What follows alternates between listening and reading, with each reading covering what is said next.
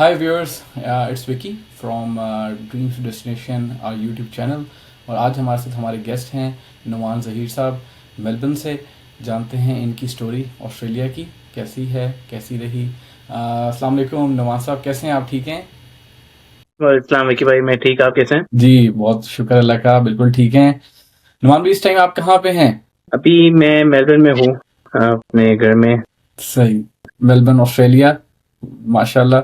आप थोड़ा सा अपने जी, बारे में जर्नी बताइएगा कि आप ऑस्ट्रेलिया कब आए? मैं आया था 2010 में, जुलाई के अंदर। और मैं आया था डिप्लोमा में ऑफ आईटी।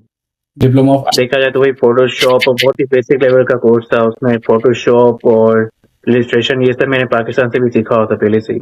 अच्छा, तो स्टूडेंट वीज़ा होगा, आसानी से लग गया डिप्लोमा में, या कोई एजेंट्स वगैरह ने आपको, जो है ना, कैसा जर्नी रहा आपका वो वाला?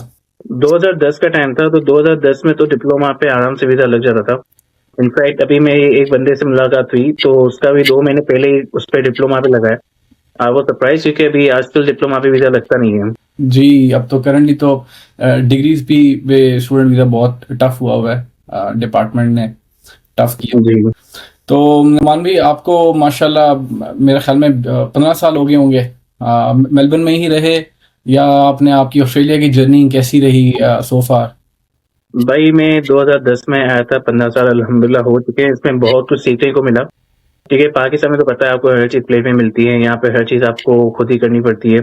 तो एक्सपीरियंस बहुत ही अच्छा रहा, बहुत कुछ सीखने को मिला, बहुत से धक्के भी खाए obviously, which is part of the process. तो अल्हम्दुलिल्लाह, इट्स बीन गुड।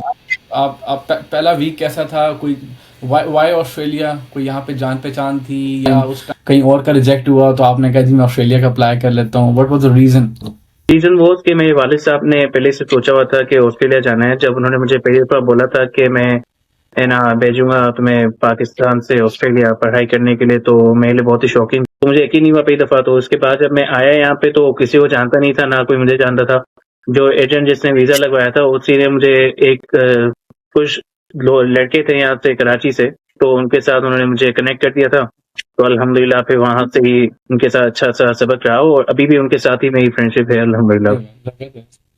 पहला वीक कितना मुश्किल था? फर्स्ट वीक क्या आप, शॉकिंग लगा जब बंदा नए कंट्री में आता है, स्पेशली पाकिस्तान से, ये वेस्ट साइड है। First, how was your first week? First week तो ये था, मैंने आते ही जॉब देखना शुरू कर दी थी क्योंकि मैं पैसे लेके आया था पाकिस्तान से। तो मेरा यही प्लान था कि खत्म होने से पहले ही जो है मुझे ढूंढ लेना कुछ ना कुछ अपने लिए, जो जॉब वगैरह है। तो जॉब में ये था कि मैं जब पहले पहले दिन गया था जॉब पे, तो ट्रायल थी, उनको पता था कि भाई नया बंदा आया, तो उन्होंने 8 घंटे की शिफ्ट भी करवाई और उस शिफ्ट के उन्होंने $10 दिए थे। तो वो हुक्का शॉप थी लैगन स्ट्रीट पे। जी।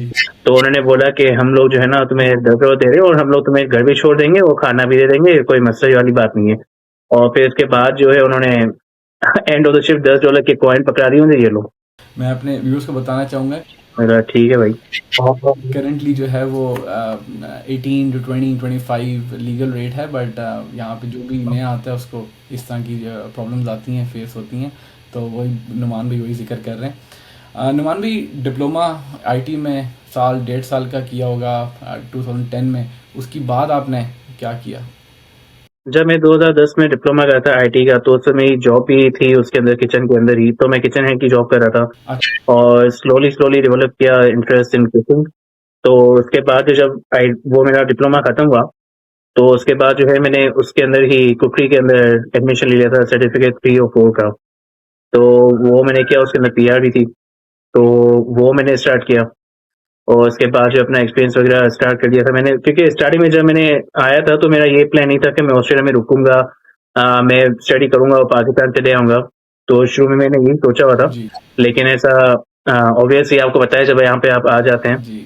तो फिर यहाँ से जाने का दिल नहीं करता था। मेलबर्न से, बिल्कुल बिल्कुल। ऑस्ट्रेलिया से। जी।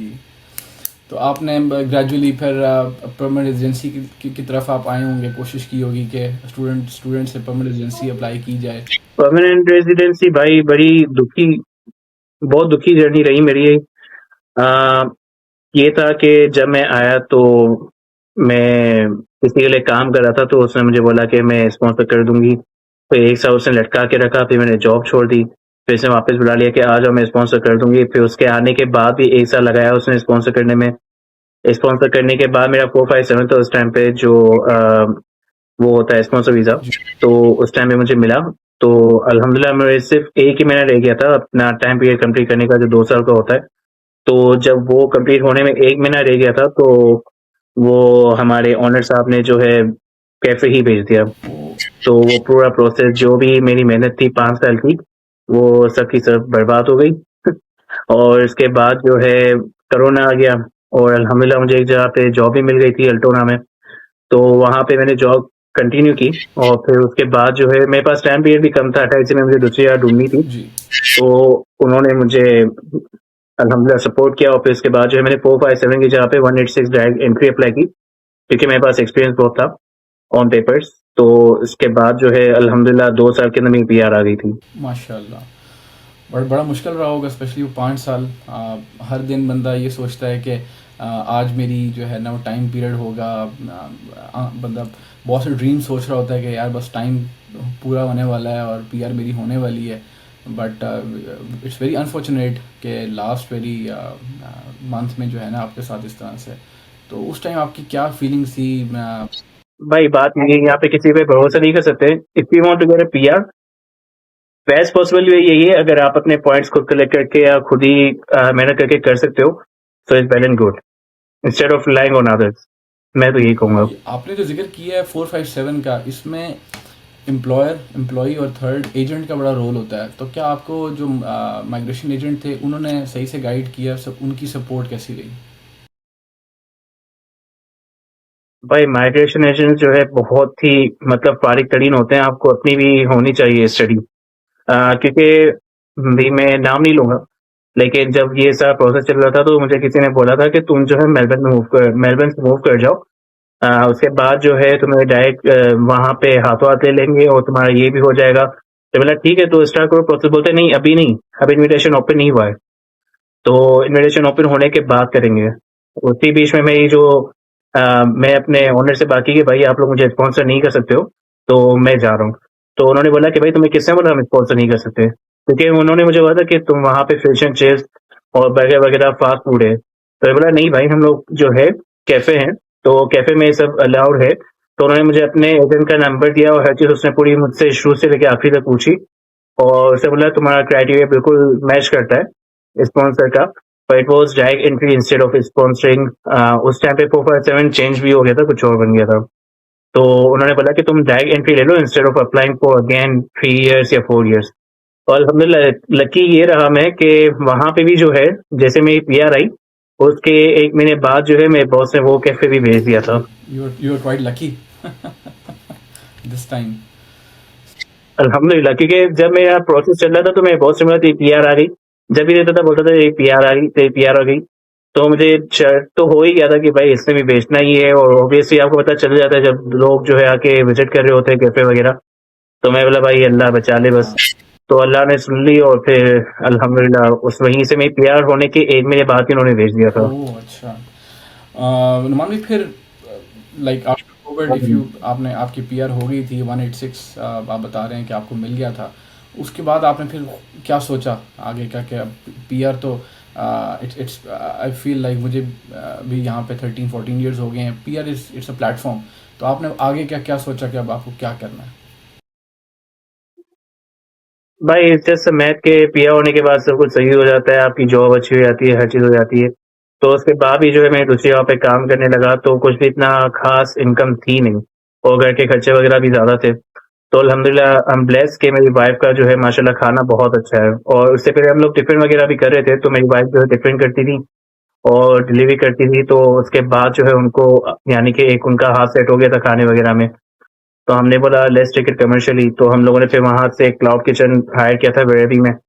तो वहां से हम लोग डिलीवरी किया करते थे पूरे मेलबर्न के अंदर। टिफिन वगैरह दिया करते थे हम लोग। $70 के 7 मील होती थी, उसके अंदर एक डेजर्ट होता था। तो वो सब हम लोग डिलीवर किया करते थे ऑल ओवर मेलबर्न। हम लोग थे यहाँ पे अपना वेस्ट के अंदर, लेकिन पूरे मेलबर्न में डिलीवर किया करते थे। तो उसके बाद जो है हम लोगों ने बोला कि इसमें इतना कोई खास नहीं है, क्योंकि वो क्लाउड किचन है, किसी को पता नहीं है नाम। उसका हमारा नाम था देसी विदेशी खाना। तो उसके बाद जो हमने प्लान किया कि थोड़ा ब्रेक लेते हैं। तो ब्रेक जो है, हमारे बच्चे भी हैं अल्हम्दुलिल्लाह, 2 बेटियाँ हैं, I am blessed with them. तो हमने बोला कि थोड़ा ब्रेक लेते हैं, और फिर ब्रेक लेने के बाद जो है 2 साल बाद हम लोगों ने अपना फूड ट्रक स्टार्ट किया पाकिस्तान चौक के नाम से, जो कि ब्रॉड मेडोज़ में है।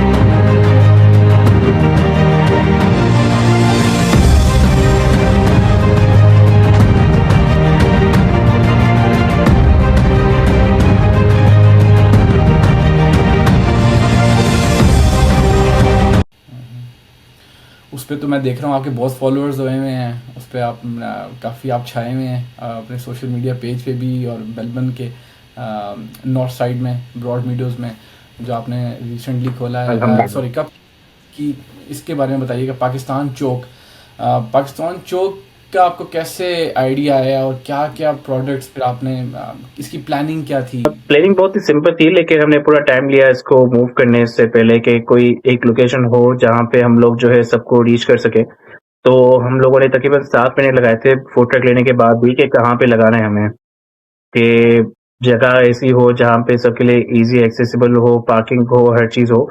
तो उसको मद्देनजर रखते हुए, क्योंकि नॉर्थ में पहले मेरा था इरादा वेस्ट मेलबर्न में खोलेंगे, लेकिन वेस्ट मेलबर्न में कोई जगह समय में नहीं है। तो फिर हम लोगों ने नॉर्थ में ही स्टार्ट किया, और ये स्टार्ट किया था हमने 2 अगस्त को, ऑलमोस्ट 1 साल के फूड ट्रक 1 साल लेने के बाद। लेकिन इसमें ये था, जब फूड ट्रक लिया था हमने, वो रजिस्टर्ड था हर चीज ही। तो हम लोग कवाली नाइट सी फेडरेशन स्क्वायर में, और वहाँ पे हम लोग सलाम फीस वालों के साथ जो है, जो भी इनके इवेंट्स होते हैं माशाल्लाह अच्छे इवेंट्स होते हैं, तो वो सब किया करते थे हम लोग उसके साथ। और ईद के जो इवेंट्स आते थे वो भी किया करते थे। तो टुक टुक चल रहा था, लेकिन हमने बोला इस तरह से तो गुजारा नहीं होना, क्योंकि मार्केट में कुछ पता नहीं है, बिजी हो क्वाइट हो, और अगर कोई सामान बच गया तो उसका कुछ कर नहीं सकते हैं। तो इसके बाद जो हमने बोला कि परमानेंट स्पॉट चाहिए। तो फिर परमानेंट स्पॉट जो है, हमने देसी विदेशी खाना को रीलॉन्च किया पाकिस्तान चौक के नाम से। और ये नाम जो है मेरी जो बेगम है माशाल्लाह, उन्होंने सोचा था। सही। और इसके बाद कैसा रिस्पांस कम्युनिटी की तरफ से, पाकिस्तानी कम्युनिटी ऑफ ऑस्ट्रेलिया, उनका कैसा रिस्पांस रहा? अल्हम्दुलिल्लाह, community community been very supportive अल्हम्दुलिल्लाह, क्योंकि जो सोशल मीडिया पे हम लोग बनाते हैं तो उसको देख के कुछ ना कुछ आते ही हैं लोग अल्हम्दुलिल्लाह। तो मेरा शुरू से यही प्लान था कि सोशल मीडिया को मैं देख रहा था कि बहुत से बिजनेसेस वगैरह कर रहे थे, लेकिन पाकिस्तानी की प्रेजेंटेशन बहुत कम है। तो मैं बोला कि चलो कोशिश करके देखते हैं, ज़्यादा से ज़्यादा क्या आएगा, 300-200 रिव्यू आएंगे, 200 में से एक बंदा तो आएगा एटलीस्ट। तो हमने यही सोच के स्टार्ट किया था। और अगर नहीं भी आते तो एटलीस्ट ब्रांड एक्नॉलेज हो जाता है कि पाकिस्तान चौक है, यहाँ पे इनकी लोकेशन है। तो आपके सबकॉन्शियस माइंड में होता है कि भाई है ना, हाँ चलो ये है, लेकिन फिर अच्छा सा आपको दिल होता है कि चलो अंडा शामी खाते हैं या कोई स्नैक खाने चलते हैं। फिर आप सोचते हो कि हाँ भाई, मैंने यहाँ पे ये वीडियो देखी थी, लेट्स चेक देम आउट। तो it really helpful in that way. तो सोशल प्रेजेंस आजकल के ज़माने में आपको ही पता है कितनी ज़रूरी है आपके ब्रांड के लिए। मेरे मेरे व्यूअर्स को बताइएगा, पाकिस्तान चौक में आप आपके पास मेन्यू में क्या स्पेशल है, और क्या क्या प्रोडक्ट्स हैं मेनली, आई मीन? हमारे पास जो है पूरी पराठा जो कराची स्टाइल का होता है वो है, उससे फ्रेश बनता है। और उसके साथ जो है चिकन टिक्का है, बीफ बिहारी है, और अंडा शामी बर्गर है हमारा खौसे, जो कि मेलबर्न में कोई भी नहीं कर रहा, खौसे हम करते हैं। और इसके अलावा समोसा चाट है, गोलगप्पे हैं, आलू के समोसे, कीमे के समोसे, और बिरयानी हम लोग करते हैं सिर्फ फ्राइडे और सैटरडे को। और इसके अलावा गोला गड्ढा हम करते हैं पाकिस्तानी स्टाइल का। इंडियन स्टाइल में काला कट्टा है, लेकिन पाकिस्तानी स्टाइल में जो है गोला गंडा प्रॉपर जो पाकिस्तानी स्टाइल का होता है वो हम करते हैं, जो कि मेलबर्न में कोई नहीं करता। हाँ हाँ। बाहर एक मिथ समझी जाती है कि पाकिस्तानी बिजनेस जो है वो, जब तक आप कोई इंडियन नेम ना सोचें तो इंडियन कम्युनिटी को आप रीच नहीं कर सकते। इंडियन कम्युनिटी, इंडियन क्या वो आपके क्लाइंट्स हैं, कस्टमर्स आते हैं? I will say it's a math, क्योंकि अल्हम्दुलिल्लाह हमारे जो स्टाफ है वो खुद इंडियन है, और दे लाइक अ फैमिली अल्हम्दुलिल्लाह, दे वर्क वेरी हार्ड। और जो हमारे कस्टमर्स हैं, दे डोंट थिंक कि पाकिस्तानी है या क्या है, because all they need is a good food, और अल्हम्दुलिल्लाह we provide good food. So they we do have some regulars from India, as well as हमें सोशल पे भी बहुत सपोर्ट मिलता है इंडियंस का। तो इट्स, और मेरा एक अच्छा दोस्त भी है, वो भी इंडिया से ही है, सनी नाम है उसका। तो अल्हम्दुलिल्लाह इस best political I would say, but ऐसा कुछ है नहीं। Very nice, good good to hear it from you. आगे का बताइएगा अनुमान भी, यहाँ से पाकिस्तान चौक को और किन किन सिटीज़ में, कहाँ कहाँ इसको लेके जाना है, आगे का आपका क्या क्या प्लान्स हैं? हाँ, फिलहाल तो हमने सोचा है कि हम लोग जो है वहाँ से नॉर्थ से मूव होके हम लोग वेस्ट में जाएंगे, क्योंकि वहाँ पे बहुत मार्केट गैप बहुत है पाकिस्तानी। क्योंकि मैं खुद यहाँ पे वेस्ट में रहता हूँ, वहाँ पे कोई भी पाकिस्तानी है नहीं सिवाय एक दो के। तो हम लोगों ने सोचा है पूरा बाकायदा सेटअप करेंगे, उसमें जो फुटबॉल होता है, हैंड फुटबॉल, वो लूडो और कुछ गेम्स वगैरह भी हम लोग रखेंगे उसके अंदर। तो एक पूरी पाकिस्तानी वाइब बनाएंगे। और उसके अलावा अभी रमजान भी आने वाला है, तो रमजान में जो है हम लोग सही के टाइम तक सोचे 2 से 3 बजे तक रात के ओपन रखेंगे, क्योंकि पुट इट दैट वे कि हम लोग भी रात को सोच रहे होते हैं कि शहरी का टाइम है लेकिन कहीं जाने का नहीं है। बहुत से लोग जाते भी है वीकेंड को शहरी तक, तो वहां पे कहीं जाके आप चिल नहीं कर सकते। तो अभी तक तो ये प्लान है, इंशाल्लाह देखते हैं आगे क्या होता है। सही। लास्ट क्वेश्चन ये था, last but not least, Numan भाई ये बताइएगा, अब आपको देख के बहुत से लोग इंस्पायर होते भी होंगे, आपकी स्टोरी, आपका सोशल मीडिया, उनको आप क्या मैसेज देना चाहेंगे? कोई अगर आपकी तरह देख के सोचता है कि यार इस बिज़नेस में जाया जाए या किसी और बिज़नेस में जाया जाए या कहीं ना किसी किस्म का कोई प्लेटफॉर्म क्रिएट किया जाए, आपकी क्या एडवाइस होगी उनको? पहले अपनी स्टडी पूरी कीजिए कि जो मार्केट जहाँ पे आप जा रहे हैं वहाँ पे पाकिस्तानी कितने हैं और आसपास कंपटीशन कितना है। पहली बात ये हो गई। और दूसरी बात, अगर कहीं पे भी आप साइन कर रहे हैं लीज या कुछ भी कर रहे हैं, उसको पूरे डॉक्यूमेंट को, जो क्लॉथ वगैरह है, उसको केयरफुली रीड करें। और किसी भी ट्रस्ट नहीं करेंगे कि हम लोग ये कर देंगे वो कर देंगे, लेकिन आपका जो लीगल बाइंडिंग होती है ना, वो बहुत इंपॉर्टेंट है ऑस्ट्रेलिया में। अगर किसी ने साइन कर लिया 1 साल तक, बोलता है कि नहीं कोई बात नहीं है, 3 महीने बाद तुम्हारा काम नहीं चला तो मैं है ना वापस कर लूंगा, कोई ऐसा मसला नहीं है। तो डोंट गो फॉर दिस। अपनी स्टडी कीजिए, अपनी खुद की ऊपर जो है अपना भरोसा रखें। और उसके बाद जो है लीगल चीजों में, इन चीजों में नहीं फंसेगा, क्योंकि मेरे साथ एक दफा हुआ था। तो मैंने जो है अपना क्लाउड किचन की जो बात की, तो मैं बोला था कि 2 साल का जो है मैं साइन कर लेता हूँ, लेकिन मुझे नहीं लगता कि हम लोग इतना टाइम रुक पाएंगे। तो उसने बताया लैंडलॉर्ड ने कि तू टेंशन नहीं ले, है ना, मुझे 2-3 महीने का गैप टाइम दे देना, और हम लोग जो है ना कोई और बंदे को ढूंढ लेंगे और फिर वो आके तेरा टेक ओवर कर लेगा। मैंने बोला ठीक है, ये तो परफेक्ट हो गया। फिर मैंने साइन कर लिया। तो साइन करने के बाद मैंने उससे बोला 1 साल बाद कि भाई हम लोग जा रहे हैं छोड़ के, तू किसी और को देख ले जो 3 महीने का बोला था, तो मैं तेरे को नोटिस दे रहा हूँ। तो उससे बोला ठीक है। उस टाइम में उसने ठीक है बोला। फिर उसके बाद जो है उसने तकरीबन 1 महीने बाद मुझे बोला कि वो बंदा मिल नहीं रहा। मैं बोला लेकिन आपने तो जुबान दी थी, अभी जुबान का क्या हुआ? आप तो बोले थे जुबान से नहीं हटूंगा मैं। तो बोलते हैं नहीं, मैं इस तरह से अपने ऊपर नहीं ले सकता हूँ। और फिर इसके बाद जो है मैंने कंज्यूमर अफेयर्स में कॉल की कि भाई ये सीन है, तो उन्होंने बोला नहीं तुम पीछे नहीं हट सकते क्योंकि तुमने साइन किया हुआ है। तो मेरा यही है जो मैं अपनी गलतियों से सीखा हूँ, प्लीज आप ये गलतियां रिपीट ना करें। क्योंकि यहाँ पे जो जो साइन है, जो लीगल डॉक्यूमेंट है, उसकी बहुत वैल्यू है। जी। Thank you so much Numan भाई फॉर योर टाइम।